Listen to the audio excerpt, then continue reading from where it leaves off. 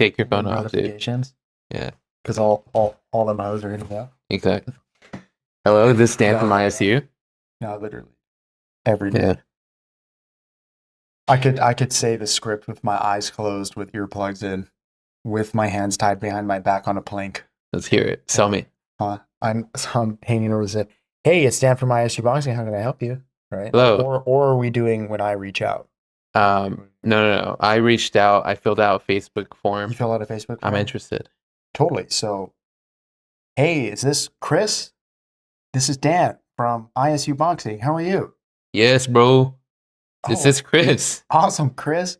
Are you inquired about my boxing gym? I hope I didn't catch you at a bad time. No, not at all, bro. No, I'm right here at work. All right, right on. So let me just jump into it. Our location is right here on Burbank and Fulton, right across the street from Valley College. Are you familiar with the area? Yeah, I live down the street. Fantastic. We actually are fully equipped. We got 2 rings. They're 19 by 19, so that is competition size. We have specialty bags. We have pro bags. We even have a sweat room for amateur and professional fighters.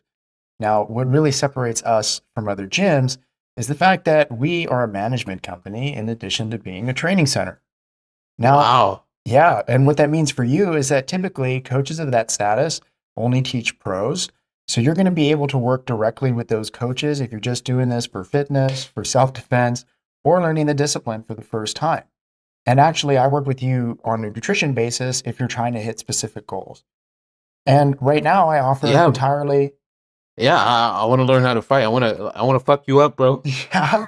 Hey, well, we can arrange that. I'm here every day, and we'll get to even train in the morning if you like. But I'm just a student of the facility, and so if you want to meet, actually, we can get a consultation. I'll give you a tour, tell you about the accomplishments of the coaches. We'll sit down and take a look at scheduling and pricing. And if you did sign up at the end of your first meeting, I give you a pair of free gloves, wraps, a jump rope, and a meal plan for only the next 5 weeks. Does that sound like something you'd be interested in booking? Oh yeah, I'm sold. Oh, right on, man. When's a good time and day for the both of us to? Yeah, I'll just pay you right now. Yeah. Hey, well, I'm at the office right now. Would you like to come on by? No, let's do it over the phone. Over the phone? All right, man. I mean, you sure you want to do it that way? Because the consultation is free. Nah, bro. I just want to give you money. Oh, bro. Well, we have a nonprofit. You can sell me. You know what? Never mind, bro. Imagine. You're making it too hard for me. You know what's crazy? You know it ends like that too. I've had that happen. You know that I had a guy call me up. He's like, I want to work with you. Like, sure. We schedule a consultation, and like there was no sell. I was like, okay, this is what I do. He's like, I'm sold. Let's do it. We go through the whole entire payment processing. Okay, and it's so fucking annoying. You got to do like the Stripe and the contract and everything. And he's like, okay, man, like yeah, we're gonna do this. Process the credit card. It doesn't work.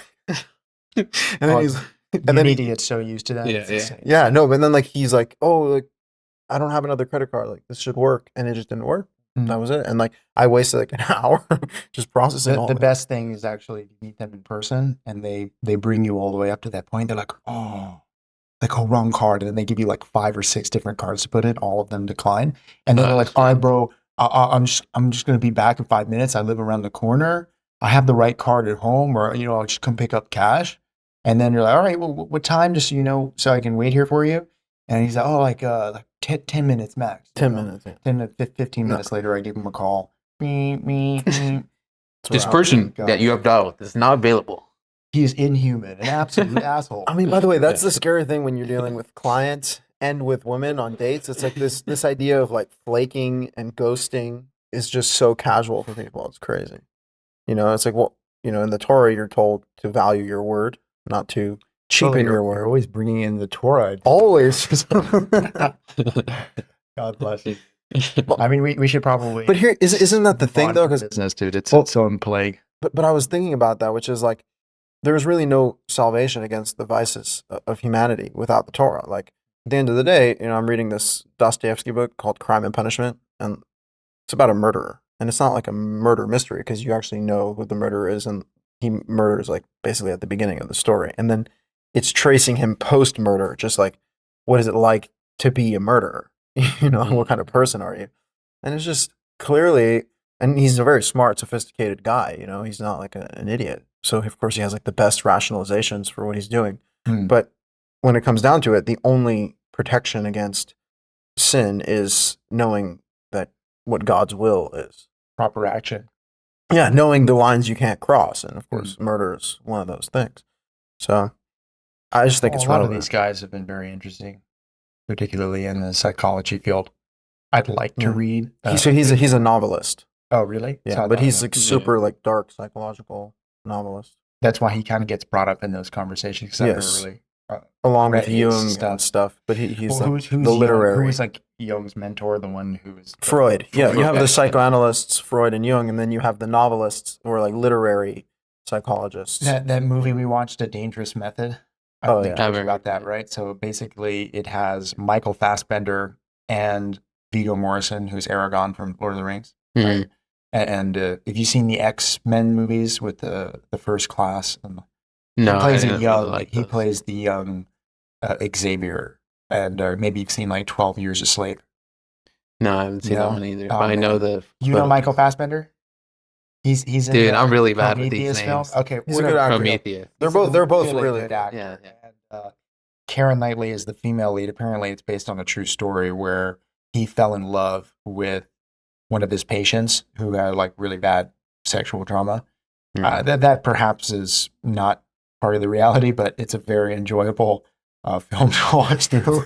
And I do remember that Freud is obsessed with sex. They said it's the foundation of everything, and it's one of the most interesting visuals to watch him and Jung have like super open conversations and push the boundaries. Because Mhm. it was actually like one of the films that I was like, man, like people could just have conversations. Wait, like, oh, what so- about your dream? Right? And they Yeah. like go like super deep. Wait, this movie is about Freud and Freud Jung. Yeah. and their relationship. Apparently, I Those didn't are- know that was a real thing. yeah, they had that was like his mentor, and then Mhm. they had a split at some point. And this apparently, or at least the way that they drive the story, is that a lot of this is a result of him having an affair with Right. his. How accurate is it to like what you imagine their relationship to be? Pretty damn seems accurate. really It seems accurate. really accurate. Also, when you read some of the history, like even reading Paul Johnson, and then they talk Uh-huh. about these guys and their relationship, you're like, Okay. Yeah. Also, Freud is like serial cigar smoker. Like he's never seen without Oh, a cigar yeah, in his yeah. mouth. This guy's just constantly smoking cigars, and he's just like pontificating.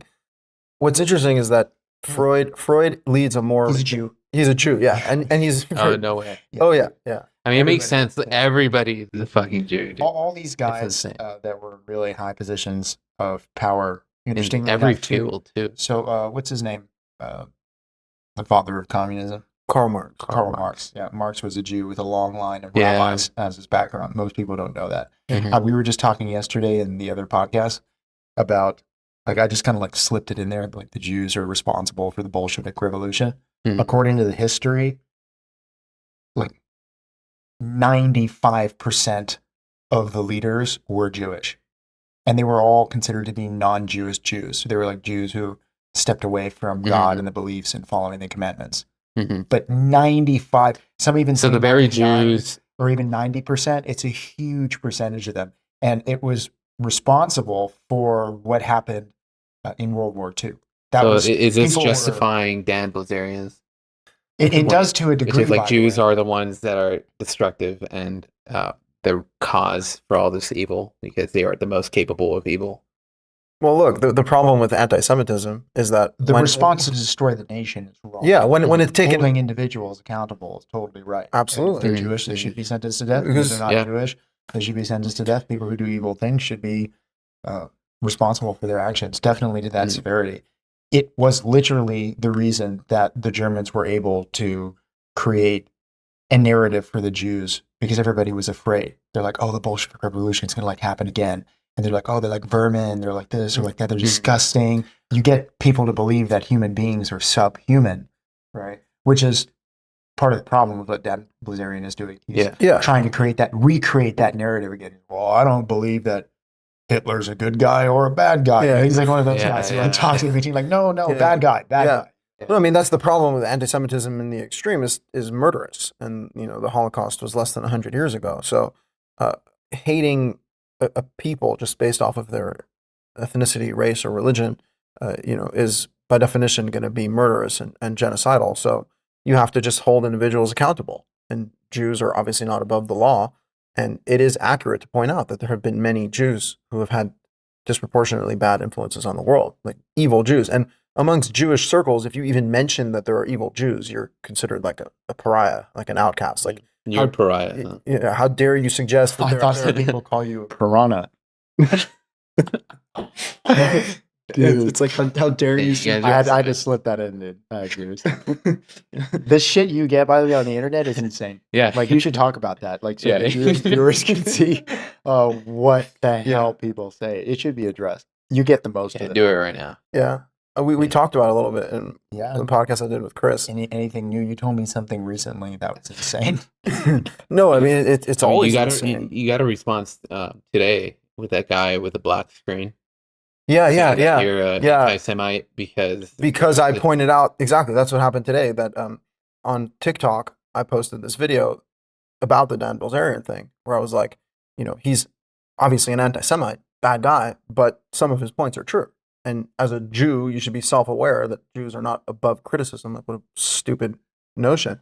And so this guy takes a clip from my clip and then puts a black screen after and says like, "This is a degenerate anti-Semite. He's exposed himself for who do he not is. follow him. Do not like Skip his stuff." videos. Yeah. Do not follow him." You know? Yeah, I know. I mean, it's crazy. It's crazy that And then you got another one where, or a comment of this. Who was it saying that you're? Wait, no, I was thinking about the email. I don't know if you want to go into that. Well, so Oh yeah. No, this guy. let's just go baseline. Like, pedophilia? Like, where the hell do you... Yeah, no, they're like that you're at? Zionist pedophile. Like it's just like these extreme anti-Semitic ideas or just hateful in Wait, general. what was 'Cause the context? I've of gotten it from pedophilia? Orthodox Jews and I've gotten it from non-Jews. Again, look, I'm aware that I'm triggering people, so I'm not under any delusions as to what I'm doing. Mhm. You know, like these are things that people hold, beliefs that people hold very dear to themselves. So if I'm gonna sit there criticizing them openly, they're gonna respond like that. You know, to me, No, I I'm know you're okay with it. It's you just know- fun to talk about because yeah, there's like people on the internet on like the Joe Rogan show, you know, where Yeah. actually, what's his name? Tom Segura talks about it a lot, where he and his wife like read out these nasty comments at certain profiles, like Yeah. drag in. I know It's what you're talking about, hysterically yeah. funny. And, like, you're kind of somehow like on that. It's just wild. just hate from Just straight Australia. hate. Dude. It's hate for the sake of hate. People Yeah. on the Hate internet. from Australia. The fact that they believe The thing like, is, it's not what like a that. loser. though. Like, you're literally gonna black screen yourself and then call out some guy. You know, like, What's funny, on the opposite So end, cringe. I've gotten a comment saying, "Oh my God, I'm so glad I found you. You have such an amazing voice." Yeah. No, Stuff's I've got that as much. well too. I've got positive feedback, you know, but in general, life seems to be more negative than positive. So, you know, it kind of, I mean, certainly on the internet. yeah, for sure. Yeah. Yeah. So again, it's funny, but I think it's telling that regardless, the more engagement a video gets, it gets propped up. So if it has more comments, even if they're negative comments, it's going to keep getting sent out, you know, and get more popular. So at the end of the day, it just comes out to this message needs to be heard and this conversation needs to be had. And it's not an easy one. It's not going to be an easy one because what are we talking about? We're talking about the problems amongst humanity, the problems in society, the things that people do wrong that cause the downfall. There's going to be, almost like a confession that's required. It's one of the things it talks about in, I've been waiting. I felt like I would be too intrusive. dude. if No, I could. no, go for I it. seriously like pointed at it like an ape. Smell it? Oh, Smells like burnt. you like the tobacco, huh? It's not that I like it. It's just a good one to have. Well, you know, Ronson has a crazy one, dude. Sour apple. Yeah. Well, look, just to conclude the Yeah, statement, sour apple's good. in the Torah, we're told to confess our sins. Confess. So that's not foreign to me. It happens to You know, be I- confession is actually definitely a part of Yeah, the it is. Torah. Yeah. And I know that I've done things wrong myself. And so, you know, That's why it feels nice even to talk about these things. On That's the why it's show. nice to go to the Catholic Church. That's once in a while. just You love confess that to one? Yeah. the Padre. Yeah, I mean, it's a serious issue that priests don't have sex, and somehow people Oh, have drawn dude. the conclusion that sex is. Well, Oh. where do you think it comes from? From the Virgin Mary. The Yeah. first page of the New Testament is a glorification of the virgin birth.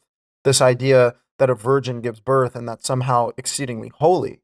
While in the Torah, the first chapter in the Mhm. Torah starts off God telling man and woman to be fruitful and multiply as Well, human look, beings. I'd like to start off with the fact that I totally agree with you. but I'd like to, because I'm present with the both of you, kind of play devil's advocate a little bit. Yeah. You guys have the proper responses. And even from the biblical narrative from Moses all the way through the Old Testament, if you believe that the Old Testament has validity to it, and it did play out pretty similarly to that, even if it's not exactly the same, it usually, well, it looks like, at least from the Old Testament, that God sends like hero after hero after hero, and then it's like, okay, now we're gonna get one with like super long hair and Supernatural powers. super strength, like a superhero, and like we're gonna have one with like a gimp hand, and like we're gonna have a woman, like they literally that's what happened. It's Book of Judges. Yeah, it's like, we're gonna have a woman, and then it's like, well, now we're gonna have a king, or we're gonna have another king. by the way, he was just a lefty. And then we're gonna have Man. Jesus. What's that? He was a lefty. No, I'm pretty sure somebody actually. No, he was left-handed, so No, that's there's why he took somebody in the the sword out Old from the other Testament. side. There's somebody in the Old Testament, I believe it is that guy who has a defective hand. It's absolutely him. It's Well, a defective hand. what is That's it? not Scroll midrash. through it. Well, actually, find it what's for you. interesting? Where The is literal this? translation, Judges, I right? think, is that his right hand was like shriveled or something. So I'm saying it's So- a gimp hand. But allegedly, it could also mean that he's just left-handed, and it's like a way of referring. Nobody talks like that. Nobody says like, oh, that guy has a gimp hand, and then it's like, oh, he's left-handed. I'll have to. No, he like couldn't wield the He couldn't. sword like that. If you're left-handed, you could still wield with both hands. If you're a warrior, you're probably always trained. But like that. the point is that he was using his left hand, so the sword was on the other side, Mhm. so they didn't expect it. But yeah, No, I'm pretty sure they made a detail that he had a deformity in the Okay. beginning. Anyways, the point is it's kind of funny. It's almost satirical, in the sense that it's like that's why when they have Yael, right, and the prophetess Deborah, that by the time that whole story happens, it's literally set in a stage where it's like, I give you superhero after superhero after superhero after semi-superhero after superhero, and then it's like, all right, well, you know what? We're gonna have a woman do it too. God keeps doing this for mankind, and they keep failing. And I don't see it as an impossible thing, because God is, of course, not limited in power or ability, that he should be able to create a virgin birth, and Jesus would be the byproduct of that, and it would all happen in that way. It's a God possibility. can do that. The reason that Can do anything. The reason I don't follow so much the narrative myself is simply because it doesn't line up with the history that precedes it, right? Like it starts bending the rules of nature, and that's never something that had happened before. Well, You there know, were miracles, certainly. Well, that's what I'm saying. Isaac I'm was willing to born- mention it to see what you guys have to say about Well, it. 'cause that's I the know a lot of people- significance a lot of of the people talk Jesus about it. story. But here's the thing: is and that's what they go off of. but I can make up any miracle story, and it could potentially be true because God can do anything. The question is, which miracle stories are believable, right? Because there's a lot of miracle stories of like supernatural things I happening. understand, but that's purely in But- the eye of the beholder. Sure. As far as the subjectivity goes, I support the Old Testament is mostly true. I'm just saying I But don't the five believe books is in the fully New true. Testament. So why would I believe this story? I just don't believe the story. Well, I think that the evidence doesn't look well in terms of how it's written out, right? You see, most of it seems to be coming with quotations of these people, almost written by those people in a way. It's even the Old Testament, right? And the story of Jesus is talked about through men who never met him hundreds of years after his death. And there's 4 or 5 different accounts that also don't line up. It's like, well, I think that's something to consider. Yeah, no, I mean So, the dogma again when you have Jesus criticizing the Mosaic law, and like people want to say he's not really criticizing it, but he is, and he says like, oh, even if you just have thoughts of adultery, Well, the committing response is adultery, that Jesus never actually did that. It's just the people who wrote about it who did it. in which case Jesus never said anything. We don't know what he said. No, you're right. It's a slippery slope. That's why I don't buy into the narrative myself. But I know that is a common response. And a lot of people feel it's valid. Now, the outcome of people following God and following his ways is certainly possible. And actually, it seems to work at a very high number rate from the Christian faith. So the fact that the Old Testament drags the old into it, making it the start of actually where Well, you should. That's the read redeeming from. quality of Christianity is that it has the but Torah. God, it's like there's no other religion that does that, So there's something about Christianity, from my perspective as an American, that is extremely beneficial, even better than the information that the Jews have, because like they literally have the Old Testament, and they know how to read Hebrew, and they're like, we don't understand Hebrew. Yeah. We forgot how to speak. Yeah. Like if we No, it's didn't- like the dumbest thing. yeah. I've If we ever didn't have heard. the It insults rabbis, me we so wouldn't know much. Hebrew. That's literally what they say. Yeah, but you Hebrew is a language. You're walking around a bunch of people who don't observe Judaism, and their last name is fucking Cohen. Yeah. You know, and they're like, Well, they "Yes, have a whole if I land. get to do the temple, I build." Dude, Like, but you don't fucking they have a build whole anything. land where they speak Hebrew. Hebrew is the language of Israel. They're like sitting there on the TV. "Eh, chai, the Hebrew." Yeah, no, that's the thing. They have the modern English, which is like considered, or modern Hebrew, which is considered slang. That's how they refer to it. Mhm. The reason we don't understand our own language is because we are modern now. Yeah, we are more dumb. But we're also the I- best in the world, the most powerful, the most beautiful.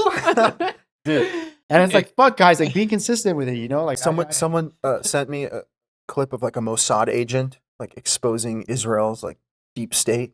They're like, "We are the players. We write the narrative. by the way, We use deception as a war tactic." you like, wrong what kind of- Noah Harari. Yeah. I'll repeat that name so people can look this up. They You know. wrong Noah Harari. People who are listening don't necessarily know who that is. People know this guy. He's all over the He's place. a Jew, but I'm saying this is into the narrative that Jews who are non-practicing Jews who become part of these really big organizations, they actually just want the destruction of the world, just like all the other evil organizations. Yeah. Because see, we had a conversation He's on a, Shabbat. he's a with gay Ross, atheist. and one of the best rebuttals that I was able to come up with, because I agree with his very rational mind in so many ways, but is that the history shows we don't succeed from this way of living. The Jews have not been succeeding from this way of living. So why would you introduce a train of thought into your life that doesn't bring quality? Now, that was his argument for why he has his beliefs, and I would say that that's a good way to follow your life if it brings success and it allows you to live. Because it was a beautiful thing, actually. Ronson's like overarching message was that at the end of the day, when you're greeted by God, and he maybe tells you, you know, by the way, all that stuff, you didn't actually need to follow it, he'd still have the response that, well, this was my way of connecting with you the closest way that I knew how. Right? Right. And obviously that would be extremely valued by But God. doesn't God I mean, say if there is, do not add or subtract? No, but I suppose a lot of it comes from the ignorance, all the things that we don't know. I believe in that too. There's so many things that we don't know. We're given limited information, and there's a tremendous amount of faith that is kept in order to follow this narrative, right? But you look at the history, when there are Jews who are non-practicing, they end up doing terrible things. They end up doing terrible, terrible things. When they're practicing, which they've only done for a very short period of time, which I would say is in the 1500 years from when Joshua until the destruction of the second temple, because we had the promise, the fulfillment of the promise, we had the land, right? Lines up with we've been doing something wrong for 2,000 years on a religious basis as well. For And sure. that needs to For change. sure. Definitely needs to change. People need to be at least open to the idea that something's wrong foundationally from the religious side, or we wouldn't have persecution to the extent that we do. Well, yeah, the religious Jews maintain that they're doing nothing wrong. But as you say, it calls for a religious reckoning as well. Of course, secular Jews are wrong, but it's possible that religious Jews are wrong too. So we need to be extremely introspective about these things. So we do. I mean, we're here today just to hang out. Like, it's so cool. Like, just to get together. I wonder, Yeah. Chris, if you have any subjects you'd like to introduce. Sitting Sure. with you guys, I feel like we just started the podcast. No, no, we did. Something you said earlier, like you can twist and weave any sort of story to make it romantic, and we've talked about this before. I think on one of our podcasts, like which is what the New Testament does, and the way people interpret the New Testament in order to bring themselves to God is they use the romantic language that's presented there in order to paint a pretty picture. But then in the details, as Julie was saying, like you cannot add or subtract commandments, right? Like, does God go back on his promises or his sayings? It doesn't say that anywhere in the Bible. No, not at all. So- Quite the contrary. It says God says these are eternal decrees. And yeah, exactly. I think where your justification is that it's better to keep some than nothing, right? And sure, Okay, I was Yeah, I just mean, introducing a frame of rational. Yeah, thought. yeah. It's not my particular view on those things. devil's advocate. Yeah. But you are actually. I love that you mentioned that particular phrase earlier. I usually like to say, "Is God a man that he would break his promise?" You know, like we're all guilty of that. It's like a human trait. You know, we're talking about God here. Mhm. He literally gives us consequences for going against our own vows. Yeah, and by the way, this is an argument. I wouldn't believe that God goes back on his promise. Remember also, even just that statement, is God a man, is something that Jews over the centuries have correctly used to criticize Christianity's belief about God, coming in the form of a man. Like, God is not a man. And like, could God come in human form? Sure, there's like angels manifesting in human form, and like, clearly you can't even see God's face and live. So if God were to manifest in human form, it would not be the fullness of God, but okay, an aspect of God, whatever you want to call it. The point is, though, it does create this narrative that's counter Torah, just in the idea that God is manifesting as a man. Like that is why our understanding of God. Interestingly enough, that's why Paul essentially denounced his Judaism to create a new religion. Yeah, well, that's why Christianity is a different religion. God came in the form of a burning bush, so why wouldn't he be able to come in the form of I didn't say he's not able to. That's the false argument that the Jews make. They're like, God cannot do that. Like, God can do whatever he wants. I'm not making that argument. It's a dumb argument. I'm saying it's just uncharacteristic, at the very least, to have God now suddenly be in human form. It almost seems like humans worshiping themselves, to be honest. Perhaps God wanted to do something uncharacteristic to change things up in the direction of good. Perhaps. And I would say that it ultimately ended up in a direction of good. So I just try to constantly within their own these frame. Podcasts, just let me finish the statement, that Christianity is a good thing, even with its flaws.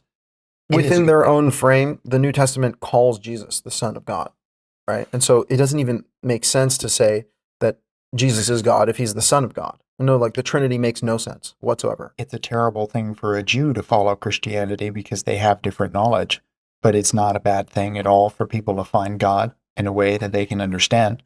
And for them to even have that understanding in human form, I don't think is negative.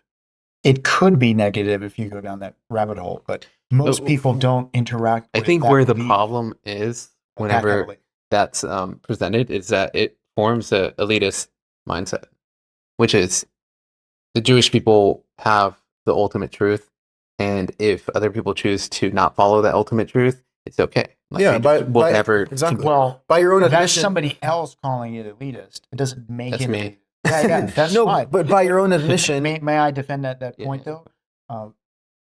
You see, God says in the Old Testament that also the Christians follow, and devout Christians give that credit to the Jews, right? Like they're the chosen people. What does that even mean, right? God says you're a treasured nation and you're supposed to be holy. And with that comes these specific benefits. From a human to human standpoint, we're all equal under God. It's a task that was asked of a specific nation. Does not make one better or not. The same way that if someone was born into a kingship, right, they would be burdened with the responsibility of a prince and a king. Most kings don't make it, right? Sure. We're on the same page. I already know from the many conversations we have that we're on that same level.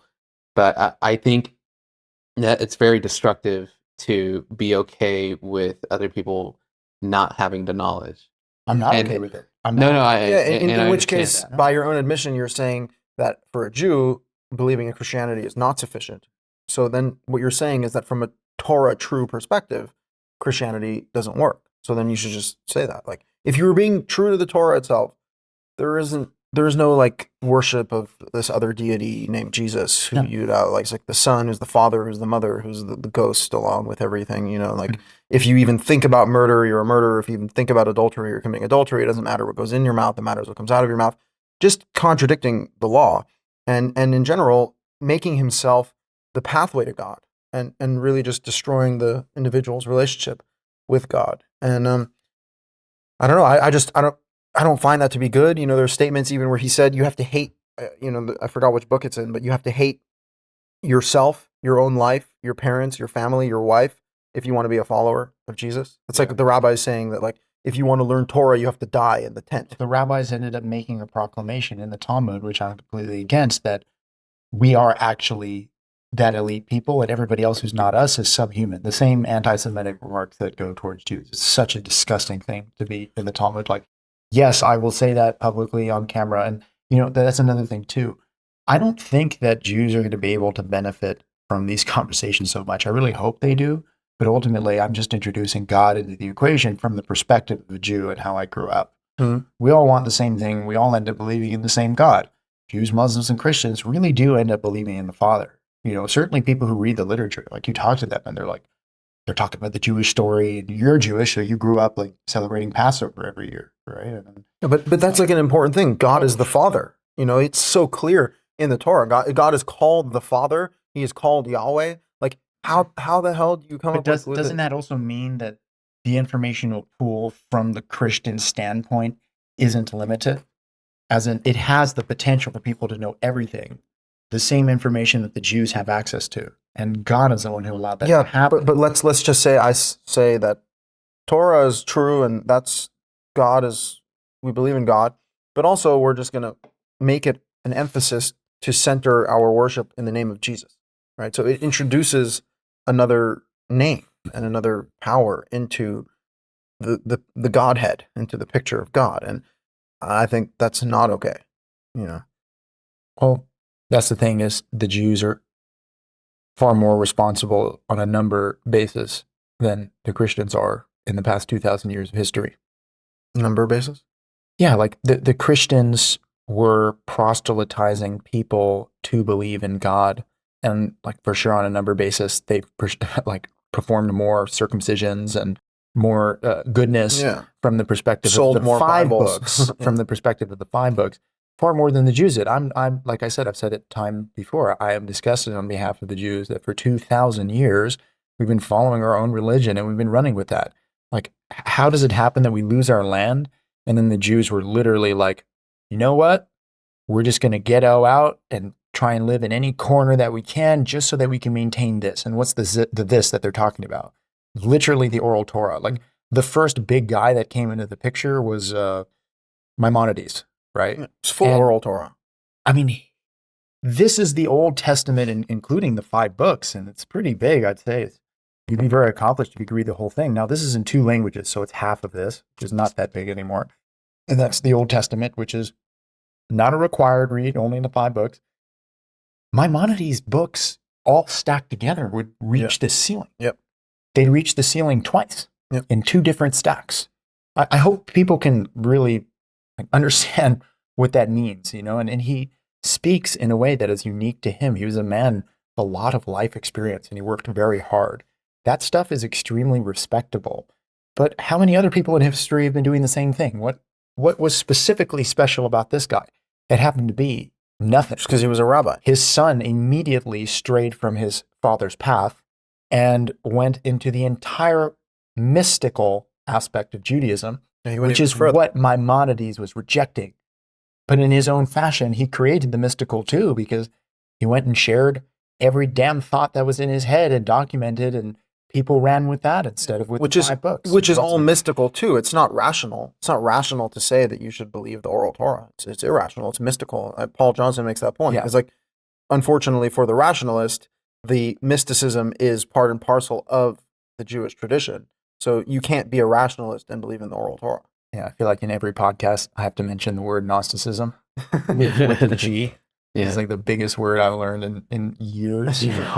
But people should really look into that. It's like there's its own train of thought that is entirely based upon false beliefs and getting people to fall into that trap. Mm-hmm. Like that is essentially the definition of it. Wild, absolutely wild stuff. I can't believe how informative. If I were to create a curriculum for people to have a sort of knowledge, it would reach the ceiling twice. It would just be the 5 books, and then it would be the Old Testament, and then I would say Paul Johnson's History of the Jews. It's excellent. I'm amazed at the information in that book. Well, look, we're obviously not in disagreement. I was telling Chris earlier, right? The Christians literally spread the Bible all over the world, and the Jews took it and like hid inside of a cave or something. That was actually prior. There was already a division amongst Jews where there was the Karaites, and then there was Pharisees and the Sadducees, and then there was the Essenes. And the Essenes were these people who would be like the sort of type to have maintained the Dead Sea Scrolls.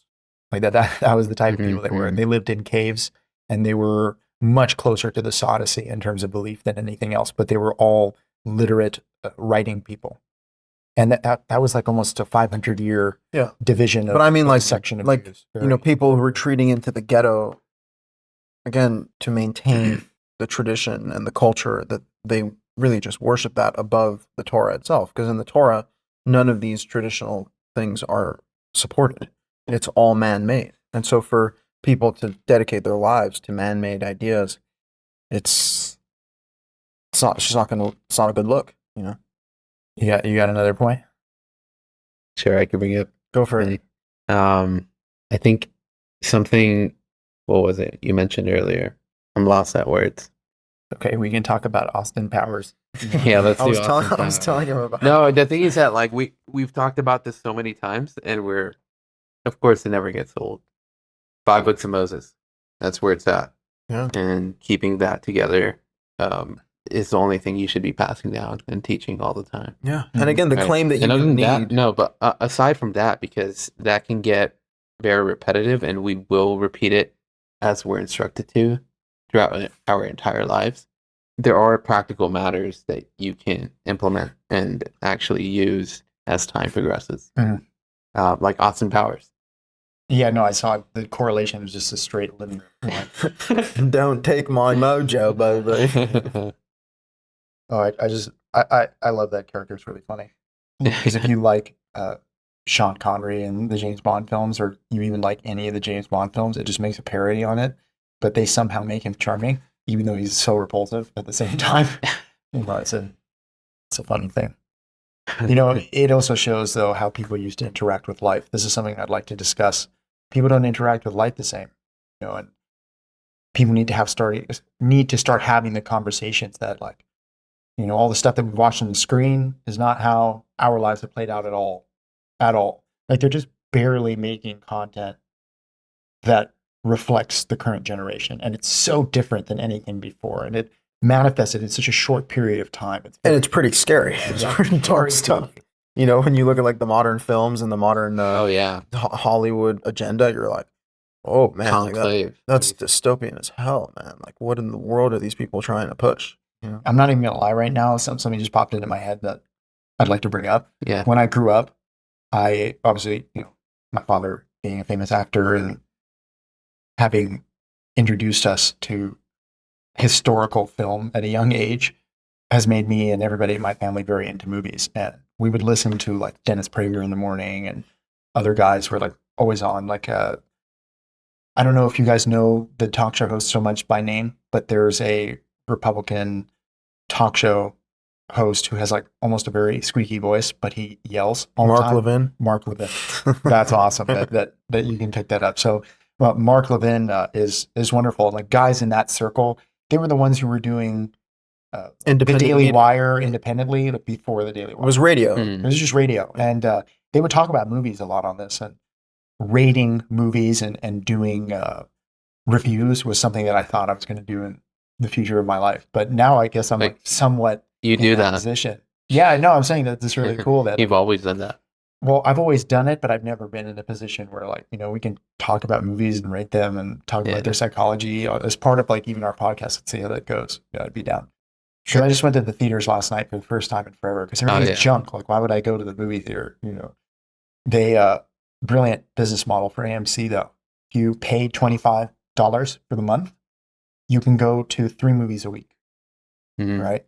And so you're dealing with people who would never even buy one ticket for themselves, who are now paying $25 a month for the rest of the year, and they forget to cancel. And they're like, you know what? Fine, I'll go this month because I have the AMC pass. And then they pay another $5 in addition to the 25, and they buy all the popcorn and everything else. So I mean, I just think that's brilliant because, like, think about what happened to the movie industry. When I was growing up, everybody wanted to go to the movie theater. The movie theater was always packed. It was such an exciting thing to do as a child.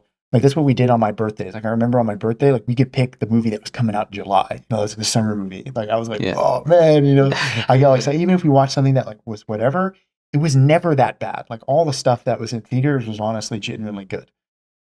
Then during COVID times, everything they made was political and junk. And it was just brainwashing people. It was like feminist, LGBTQ, false medical practice information. YouTube. Yeah. Yeah, duct tape your Fucking mouth. mouth. Yeah. Oopsie. Yeah. Yeah, you gotta take it They'll- down Yeah, they'll for ban it. misinformation. I can't even believe that 4 years of my life, well, 2 years of those 4 years were literally spent debating people every day, if not every other day, in almost violent. It was always at a violent capacity, but fortunately, nobody wants to actually fight me and my group of friends. You never And sold so- anybody on it either. Actually, I did. You did? We bumped into I mean- a friend of ours who saw us at the Grove, and he just wanted to tell us, you guys were completely right. And he's somebody who's going to become a doctor. Oh wow. Mhm. But we spent COVID just having As well. debates with Yeah, people. that's good. Yeah, it's crazy. I mean, it's a fact. It's been revealed to people what happened during that period of time. The information is finally there. It was like new shit started happening. They're like, the data says. It's like, Yeah. the data's been around for a month. Mm. What do you mean the data says? And then we, at least I myself, data became such an important focus as a talking point. It's like, where are you getting these numbers from? And there was like a new study every day, every week, every hour, every minute, And it was, Yeah, and you can always bring up a study what am to I supposed to support. say up to date with this your- shit? your point of view. Yeah. Now I remember something that I'll always remember is you showed me this one like text conversation you were having with someone where you were just like sending him all these articles. Oh, dude, I was bombing that girl. Dude, he had because- all the articles like you had to say them on your notes or like in There's always an like, article to fucking read support. No, that's why I whatever deleted point of social view. media. I'll only work with social media now for business. For business. Yeah, but remember, I mean, we spent COVID debating with people, getting in fights with security guards. Like my Naftali got like legitimately like attacked. no, we Naftali has for sure the worst stories. Didn't you guys have a we got Griffith kicked out. observatory where you guys got kicked out? No, we got Because you kicked out of weren't wearing a masks. club. Oh, We got kicked out of like a rooftop bar. Remember? And we just like walked out, stormed out. I was like pissed. I didn't even want to It go. was insane. I mean, they wouldn't let you in without wearing a fucking mask, without doing all these things and all these like neurotic beliefs. We would just be like, "What is wrong with you?" I actually had like a rage outbreak. I remember that, right? Yeah, That yeah. was that time.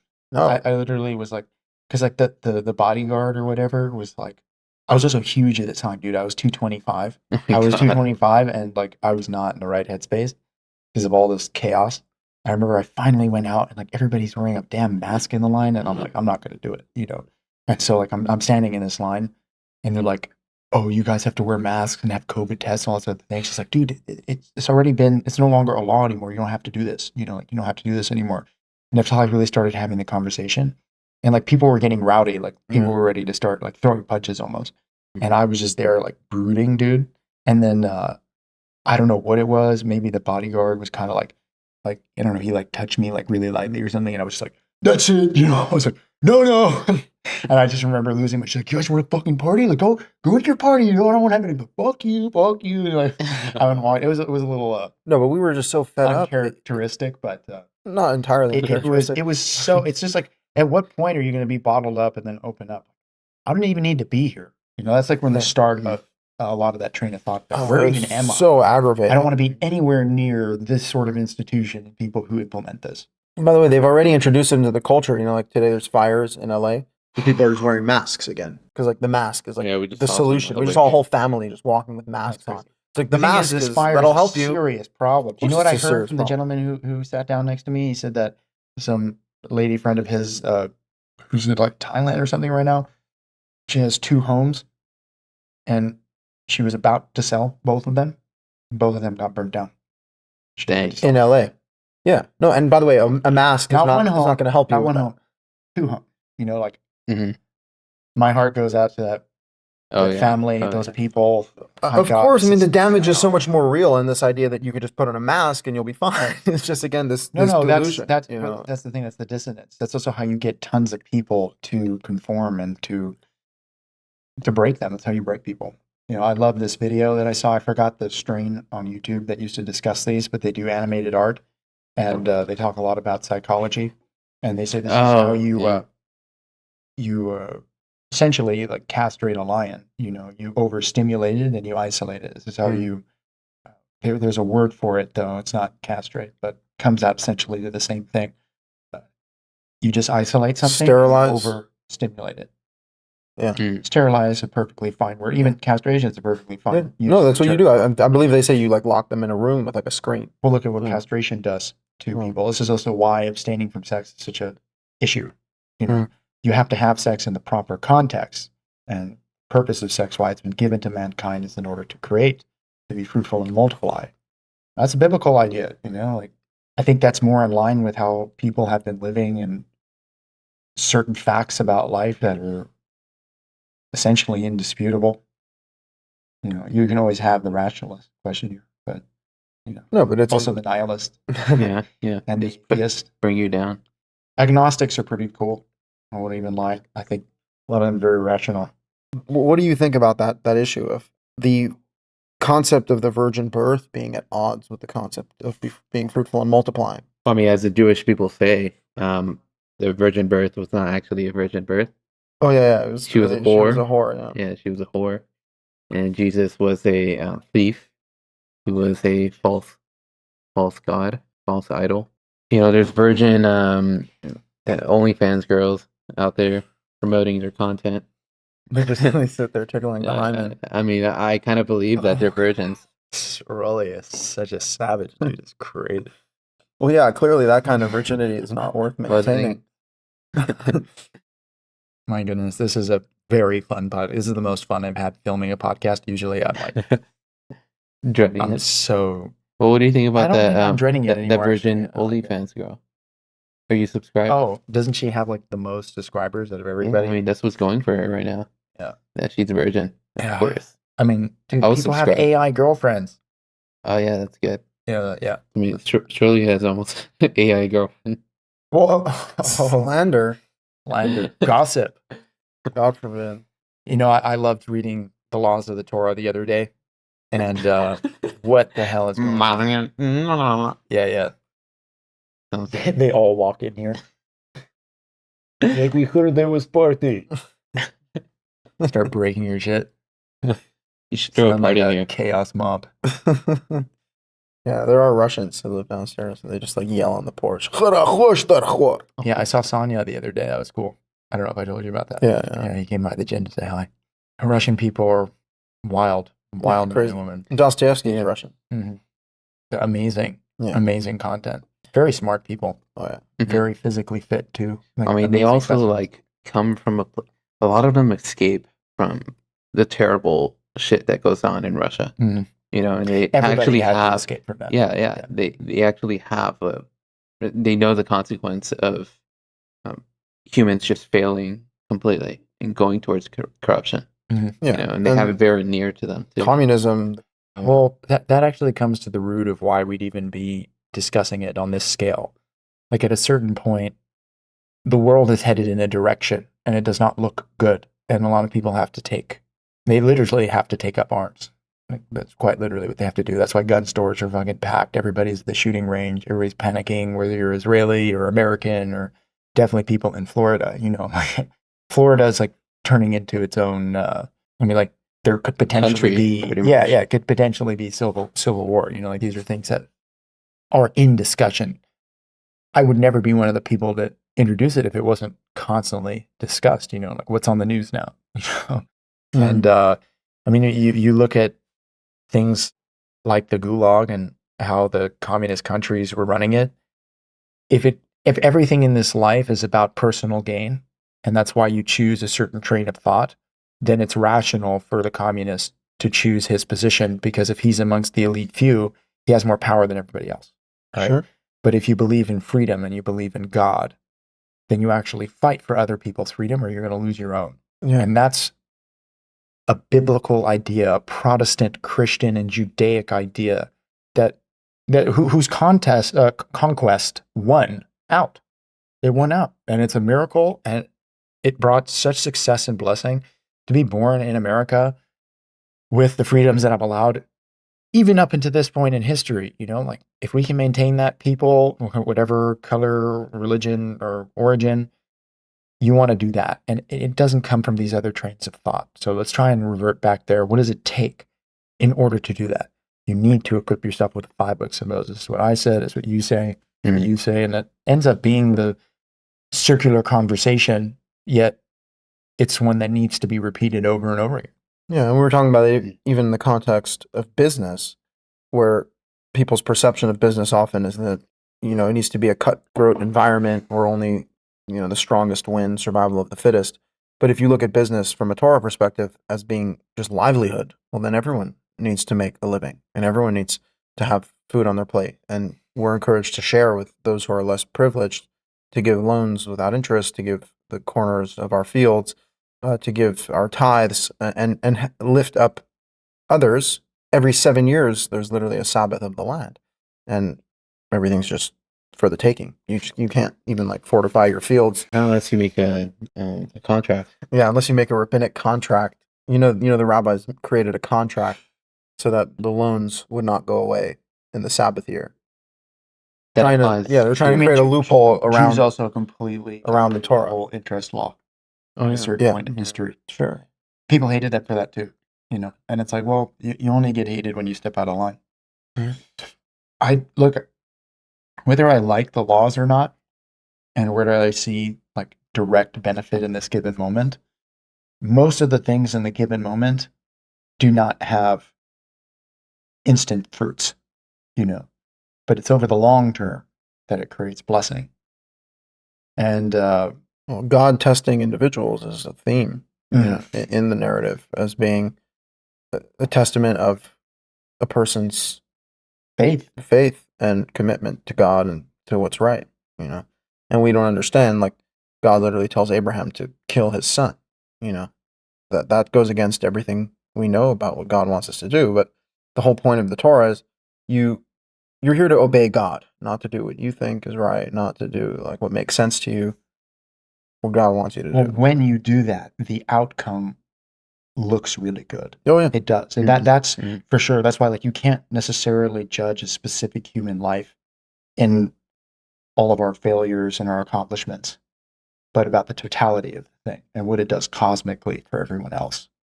That's why the Jewish people being together actually needs to exist as a benefit for the world.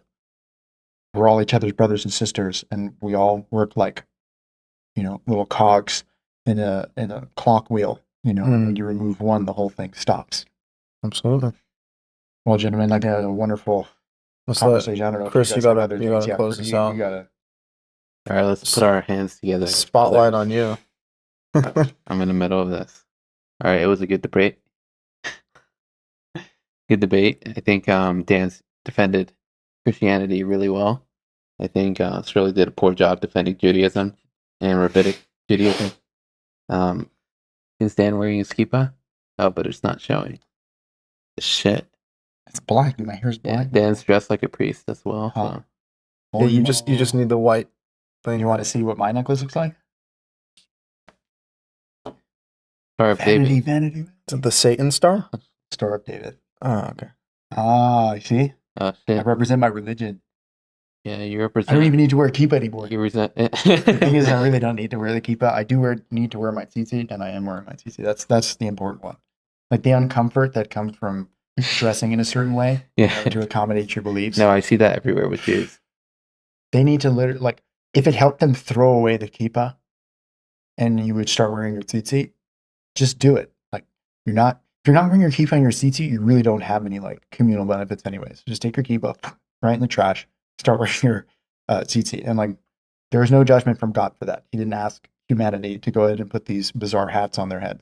Definitely not. That's why I love Ben-Hur, right? You know, he's like, I mean, it's literally Charlton Heston, like such a masculine stud man, and he's such a man, you know. And Yeah. He's playing like he's on screen. He's playing a prince. a real He's Jewish prince. He's playing a Jewish prince, and he's not wearing his kippah like all day.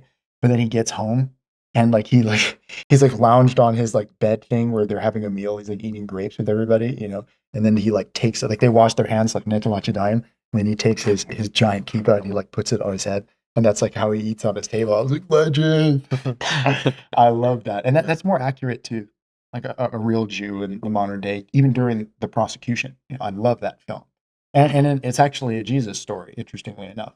Well, Then, shit. Dude, always bring Jesus into the mix. he's a part of history. What can I say? You know, You recognize his existence. it's definitely part of this existence. He The was story Jewish. is. He was your forefather. No, I don't believe that. Oh yeah, you're right. Your father's a convert, so never mind. You're a convert, bro. Get out of here. But my father's native. Mhm. I have certain privileges. You You're a don't. native to You're this land. Navajo. Yeah, exactly. Yeah. What a diverse group of men. You have Scottish, Welsh, Moroccan, right? We have Hispanic, Navajo, Indian, Mexican that doesn't Mexican. know anything past his grandfather's. Oh yeah, Yeah, you dude. know, so it's just Mexican my, for you. my family. Yeah, my family is grouped together through like not failed, like separated marriages or like dead fathers who were like my great grandmother. She was actually adopted because both of her parents died Wow. by like a random family. Hmm. So like we don't know anything past that. My my great grandfather, not sure where he came from. We don't even have any track history or track record of where he comes from. On my mom's side, my grandfather like immigrated from Spain. Hmm.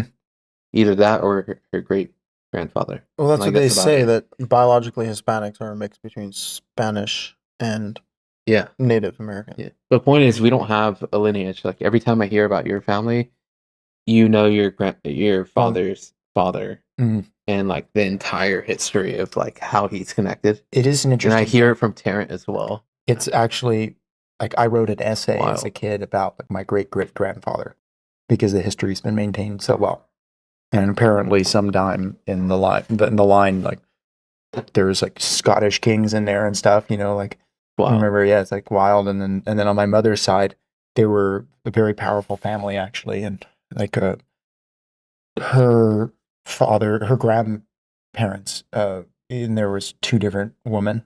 There was like 12 something plus kids that like came from that union. That's insane. Yeah. Yeah, And then from- you're like Juju. yeah, all So Jewish, you but know like all from, your fathers. yeah, but from like all over the world though. Literally Yeah. like Ukraine, Poland, Hungary, Syria, Egypt, Spain, Portugal, like literally like the whole Europe and Middle East, just from all sides.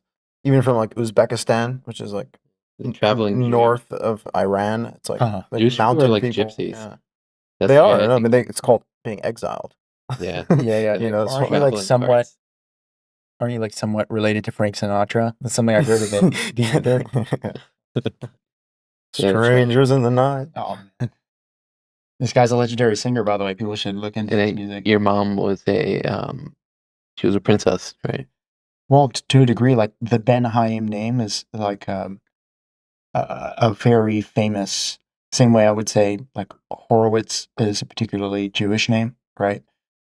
That's a very Moroccan, strong family name.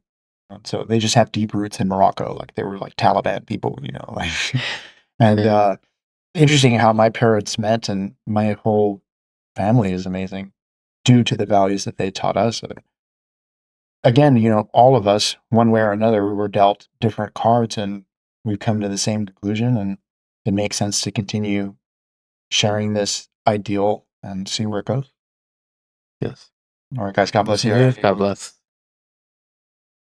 Pleasure.